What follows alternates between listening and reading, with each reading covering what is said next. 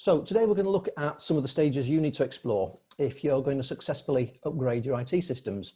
Whatever stage of development you're at, there'll come a time when the infrastructure you have will no longer meet its purpose. So I'm aiming to offer some generic advice that'll help you with whatever equipment you use or whatever time you need to implement your changes. And then I'm going to finish off with a couple of useful features that you can use right now to help some of your pupils and parents. Why me? Well, simply, I've been through the process many times in a 35-year career based in the IT industry and in education. I was there supporting some of the first ever installations of IBM PCs and Apple Macs in the early 80s, whilst working with commercial suppliers, local industries in the Leeds area. And more recently, I was part of a working group where a school rolled out a one-to-one laptops and iPads system to cover over 2,000 students and staff. And I made all the mistakes I'm going to discuss with you today. Before proceeding, let's look at some of the issues that exist in our schools right now. We need to understand what these are so that we can eradicate them in order to support successful system implementation. So looking at the situation as we see it right now, if you ever listen to your head teacher talking to a prospective parent, they'll talk about how mobile devices have changed the way we work, how environments like Teams can allow departments or year groups to plan together in a way like we never could before. They'll talk of the range of applications we have for delivering innovative lessons, the cloud storage systems, and the creative side of things like using Cubase or Logic for music production. They've spent a fortune on this stuff and they're very proud of it. The teacher's view may be somewhat different. Many of our colleagues are still struggling to get to grips with the basics. And for many of our staff, IT is simply a time and labour-intensive add-on, which can be more trouble than it's worth. Now, according to a recent ISC survey, in many of our schools, IT remains a hugely underutilised resource. Some of your staff don't have the skills and experience to see ways in which IT can revolutionise their practice. In lots of schools, the cost of investment means that old kit still predominates. Many schools still haven't discovered the power of cloud-based collaboration. And I don't know about your school, but in all the schools I've worked in, the classroom kit frequently breaks. It doesn't get on the network, the repairing guys don't get there fast enough, and there's always one child managing without. And it makes IT-based lessons a headache, even for the technophiles amongst us. Some frustrations are even caused by our own colleagues. One through school I worked at some years back timetabled me with the Friday 1:30 lesson slot in an IT room, and this was a nightmare. I couldn't teach anything. The machines took 25 minutes out of a 35-minute lesson just to log on. And then I realised that the tech staff had scheduled the whole school virus scan to take place at this time. When I asked why, they said it was because no one used the machines at that time. I explained that I did, and was met with the response that they'd only looked at the senior school timetables. So sometimes even our own internal systems frustrate our successful use of the technology. Staff generally receive little useful CPD, and some schools still don't provide reliable remote logon to allow staff to practice what they're doing or to work productively at home. Some schools haven't made an all-out commitment to their IT systems because of worries about security. The impact of GDPR particularly is still not widely understood by many staff, particularly regarding their role on keeping pupil data secure, their role in establishing the credentials of third-party data holders, such as exam boards or SIMs or residential centres when you go on trips. Lots of staff I've worked with are terrible with passwords. Many use simplistic ones that can be guessed by the children, or they share them with members of their team. Many leave their PCs unlocked while they're out of the classroom, open to any viewer or mischief maker. With a lack of cloud access or remote access, staff still use USB storage devices for data. And even if encrypted, these are a menace, offering the potential for viruses to be spread from home systems, and they're so easy to misplace, perhaps with your class reports on, which brings us back to GDPR. It's also the case that many staff genuinely don't understand the sophisticated nature of scams and phishing emails, which can leave school systems open to all sorts of problems. And then there are the safeguarding worries. Whilst more of us are bringing on board systems such as CPOMs, it's still true that only a very small proportion of schools have a place where students with English as a second language can report in their first language. Besides spending on your apps and programs, good online filtering is essential. And it's an inspectable area, of course, by Ofsted or ISI. And that then needs additional manpower to monitor and operate effectively. To clarify, it says in Keeping Children Safe in Education 2019 that schools and colleges must now ensure they have appropriate web filtering in place in order to fulfil their duty of care. Schools must safeguard students against any online threats and harmful content, such as abuse, substance misuse, bullying, and radicalisation. All that should be reflected in your safeguarding policy. It should be reflected in your IT policy, and your IT policy should be in your safeguarding policy too. I think it's fair to say that schools shouldn't overblock content that can restrict learning. We're worried about issues of screen time for children, and we're terrified about their access to unmoderated online chat and video. And all of these things combine to offer obstacles to the development in the minds of some. So how did we get here? Well, our systems tend to be messy, poorly run, and making a very limited impact on teaching and learning because of three main reasons: lack of communication, lack of planning, lack of training. And a failure of any of those will mean that your system implementation is likely to have shortcomings. Before looking at how we can avoid these, let's agree a basic premise. Using IT should save us time. It should save us effort. And it should make us all a whole lot more productive.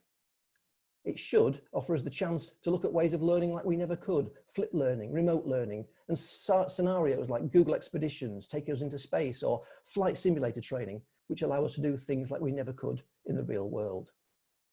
If your AI systems don't deliver this, then it's either not being used correctly, which is unbelievably common with teachers, or it's not the right tool for the job. Let's talk about how lack of communication affects us. Well, one difficulty is that teachers and support staff have different requirements from their systems.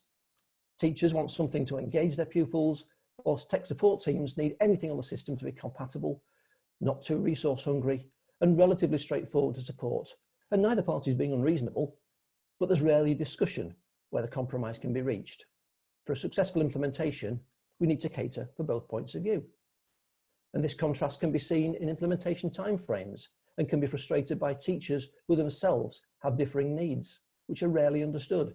Some pull in different directions according to their interests or fears. And again, your tech support team will focus on their own needs and worries according to expertise and workload. And without understanding the needs of all parties, there can be no successful planning. Nearly 25 years ago, Bill Gates recognized this conflict when discussing when to buy new computer systems. And some of your staff will argue that you should have bought sooner at a better price, or to have worked through the installation issues, while some will always advocate hanging on to buy later when the new models or specs are launched. In many schools, systems fail because responsibility falls to the wrong people. Senior leaders don't live in the classroom as much as they used to, and bursars or school business managers may be very knowledgeable on accounting and payroll systems, but potentially not so much on learning systems. So what do we do? Well, in order to devise, plan, and implement a successful IT system in your school, you need to eradicate all the issues we've described so far. Now, I'm not going to recommend a particular system. You have to work that out for yourself and for your school circumstances. I will try to say, make your system something that helps the children use the kit they have at home. And for older students, something that offers transferable skills to the world of work. And in the modern world, that might be a mixed diet of Apple, Google, Microsoft, and others. I will say, definitely keep mouse skills alive. We need engineers in this country, and every computer-aided design package I've seen, and every 3D printer operating system I've seen so far, still uses a mouse. If you deny your children that and just give them touch screens, you're denying them a life skill. So firstly, what do you need to do? You need to develop a realistic vision and strategy for your school. It's got to be easy to describe to a range of audiences. If it takes longer than 30 seconds to explain, it's probably too complicated. You need all parties to feel able to subscribe. So they need to know the philosophy and rationale for it, because people will only buy in when they see the need. Ensure it's in line with your school development plan. Ask yourselves, why are we doing this? Can we actually afford it? And what are the pitfalls of not doing it? Get your staff involved. Form a working party of a wide cross-section of those with a keen interest, and include your Luddites as well, from lots of different departments or year groups, and have them meet regularly and then feedback their progress to staff meetings. Then go visit other schools and see what is actually working and what isn't working. And ask those schools lots of questions like, if they were doing it all again, would they do it the same way? Other things you need to ask these schools and potentially your own team about as well. How can technology be used to enhance and support learning rather than just replacing current teaching? And what features is it that allow enhancement rather than just replacement? You need to be clear, because it's all part of your philosophy. Ask, is there appropriate space within or outside the classroom for pupils to use the technology? There's an opportunity cost issue too. If we start using this approach, what will the pupils miss to make room for the new way of doing things? What will they miss out on because we can't fit everything in? Which pupils should we target or prioritise to access our investment? Is it going to be all pupils, just the low ability, just the disadvantaged, just a certain age group? You need to think that through too. And is the right equipment actually out there? And what features best meet the needs of our pupils? Think about, should an adult be on hand to offer support, or can the pupils use the technology independently? If you do have an adult on hand, should that be a teaching assistant or a teacher? Because there's another cost versus time issue. Think about, how will the delivery of the system be monitored to ensure it's used as intended and that it's having an effect on learning? And if that's down to, let's say, your curriculum deputy head, then what are you going to let them not do instead? Another case, if we just keep adding things, something's going to get forgotten. Ask, how long should the rollout take? And over how long will we cost this system, depreciate it, lease it, or whatever you're going to do? It all needs thinking through. And most importantly, what training is going to be required for the teachers and the teaching assistants, and indeed for the students. I'll just summarise that a bit. The implications for what I'm saying are that schools should consider all the evidence available before spending a fortune. Specific factors to focus on include potential impact, cost, levels of supervision. And you might want to think about things like technologies that can be used at home or in school without supervision of a teacher or teaching assistant being more effective in relation to interventions that depend on adult support. You've got to factor it all into your plan. And you may struggle to analyse all these factors on your own. Don't be afraid to get help. The world of IT is moving forward at a phenomenal rate. 10 or 11 years ago, I was an IT coordinator. I was on the ball. I had a good command of the developing IT world. I could help anyone in school with anything from changing a disk drive to configuring the network and installing new machines. Then I had to spend time concentrating as a head, focusing on other very important issues, and I lost touch. And many of your staff and technical staff will also have not kept up, particularly if they haven't been outside the school. Your IT tech team will need upskilling, but how do you know which courses to send them on? Some schools have outsourced their support to a partner organisation, a well-known example being, for example, RM. Not a cheap option, but they are at the front of all the developments and they will keep you in touch. Some schools have even recruited from the corporate world, especially in larger schools where there can be thousands of users. Again, get out and about to find out what's happening. Visit exhibitions and other schools. And this will take time, so you need to realise that a new system is not just a one-term or a one-year project.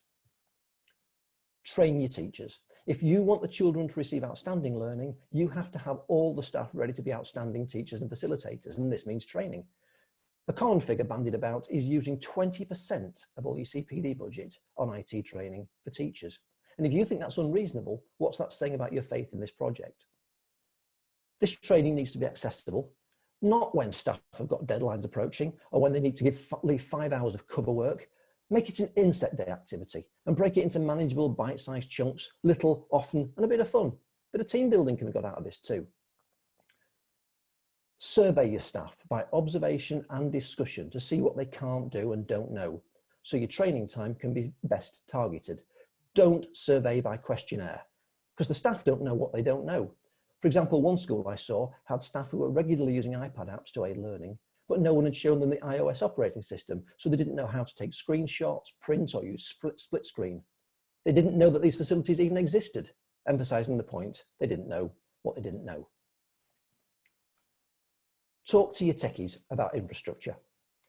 Modern systems simply will not run without the right combination of fast, resilient internet, which can be transmitted through the school via appropriate wired or Wi-Fi channels. And again, this is not always cheap, but there are plenty of people out there who can advise you and take you down the right lines. Also, you do need to invest in a backup line for when the gas boards sever your cable whilst digging. I speak from experience. Your system also needs the best firewall and penetration protection. There are people out there who think it's hilarious to bring a school to its knees through hacking, sending in malware, or spamming with emails to inflict what's called a distributed denial of service or DDoS attack. Quick definition for you. This is a malicious attack to flood a system. And having experienced one, it brings your entire system to its knees, and that impacts on every aspect of your day, from teaching to parent communication to accounting. Which reminds us, on your systems, you've got payroll information, you've got accounts information, which must be kept secure. You've got health information and confidential safeguarding records. And if you're a high school, you may even have A-level and GCSE coursework on your system too. This is a high stakes game, and we have to get it right. And that leads us into security. Train your staff about their GDPR responsibilities towards parent data, pupil data, and about the need to work with third parties. Banish USB sticks. These are an open door to malware and won't be needed if you follow all these other guidelines. Train your staff about system threats from bad links, bad software, from weak passwords, and ensure your backroom staff are doing conscientious and comprehensive backups, applying all the operating system updates that come, and from time to time, have someone deliberately try to hack into your system to see what vulnerabilities can still be exploited. And then we come to the cloud. For a number of years, I held off recommending cloud storage, but it really does work very effectively now, and it's well maintained and managed by the providers. Use it to hold your school email system and individual users' work. They can then access it from anywhere at any time, and it saves a fortune in traditional storage media. Use the facilities and tools provided by Google or Microsoft to enhance staff collaboration, for example, with team meetings or year group planning, and then demand that schemes of work have collaborative opportunities for the students built in. And ensure your safeguarding systems cover your IT systems. There should be filtering, and you need staff deployed to look at the reports generated by this software. You need to train your students and their parents about what safe looks like and what to do if they have a concern. And families need to be able to do that in their first language. So let's summarize what we've just said. We need to look at the vision. It's got to be simple. We need to ask for help, because if we haven't been outside, we may not be fully appraised of what's available. We need infrastructure reliability, we need strong security, and we have to safeguard our users and our network. Now, to help with safeguarding, whilst I don't endorse any particular products, I was taken by some new initiatives from Microsoft recently, which I'll share in just a moment. The first of these is their Live Translate app, which is available on the web or as a phone app, and basically allows real-time translation between either two parties, for example, a teacher and a non-English speaking parent, or can be used by a presenter speaking to a multilingual audience where each audience member has their own personal translator app. It's not perfect, but it can be very useful indeed. It also has an app to save conversation transcripts, although don't forget you should ask the permission of all participants before you do that. So you simply go on the website, I've got the address there on the screen, and you start a conversation. It will ask you to put in your Microsoft user first. That generates a joining code, which you can display on screen or send. I tried the QR code reader on my iPhone, and it worked every time. Your conversation partner is taken to the appropriate page on their device and is asked to enter their name and language, and is given some instructions in their language. And when you speak, either by pressing the space bar on your machine or going on what's called presenter mode, where everything you say is recorded, they get the translation to their device. There's a small lag, but I found it quite acceptable in one-to-one conversation. Another feature which will be useful for those of you overseas or in boarding schools who may be doing international shows, or those on a new parents' evening presenting to a particular ethnic community, is the subtitles feature in PowerPoint. Running PowerPoint, you can turn this on by going to the slideshow menu and choose the always use subtitles. Then just below that, if you go to the subtitle settings, you can choose your language, you can choose where you want the subtitles to appear on the screen, and then just play your slideshow. So as an example, your slide sits at the top and the translation appears at the bottom, and it appears live as you're speaking. I was too frightened to do that live, so I've done you a screenshot there. The third translation I wanted to share with you today is based on the web version of Outlook. And you can translate emails that you're sending, or someone can translate upon receipt. Now this one's a little more involved to show you just by a slide, so I'm going to take my life in my hands and try and share a video with you to explain that. Here we go. I'll be showing how to translate messages in Outlook.com. So I'm at office.com for Office 365 and I click Outlook. And this is really going to be for parents maybe who are non-native speakers and you're sending out emails and you'd like them to be able to translate your emails into any languages. So here's an example. I have a message about a parent-teacher conference and it's all in English. So let's say I want to translate this message to another language. I'm going to go up here and click the gear icon for settings. Now I'm going to click view all Outlook settings. And you're going to look at all these here and you're going to choose message handling right here. And if you scroll down, there's translation. And I'm going to say, I could always translate, I could ask before translating, or never translate. I'll leave it on ask me before translating. Now I can choose all these languages. There are over 65 languages here. I'll keep it simple and we'll just go to Spanish. And I'll click save. And then I close this. So now I have a message here and I'm going to go to the ... menu right here on more actions. And if you scroll down, you're going to see translate. So here the message is now fully in Spanish. And I can go back to the original message or back to Spanish. And you can do this with any message really easy. Here's another random message here. I'll just translate it to Spanish. And now this message is in Spanish. So Robert, this is Office 365 and Outlook on the web. I think some people are not able to see the slideshow. Get Outlook.com for free. You might need to unshare and reshare. Right here, I go down and click View. So if you're having trouble with that, I do apologize. I'll try that once again.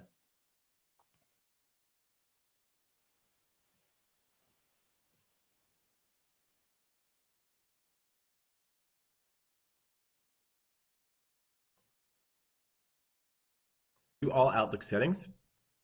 We choose message handling, and I can go down here and say, let's say I want to change this message into Arabic, which reads from right to left. I'll choose Arabic and hit save and then close. So now I'm going to go to the same ... menu. This is Outlook for the consumer. It looks very similar. I click translate, and now the entire message is in Arabic and it goes from right to left across the screen. So this can be used by any parent. It's great for parent communication, student communication, maybe other family members. So this is all built in, free, and part of Office 365 for the web Outlook, as well as the consumer version of Outlook. Okay, so I'll be showing how to translate. Hopefully you got most of that, guys. I apologize if you didn't. Just to say, planning is everything.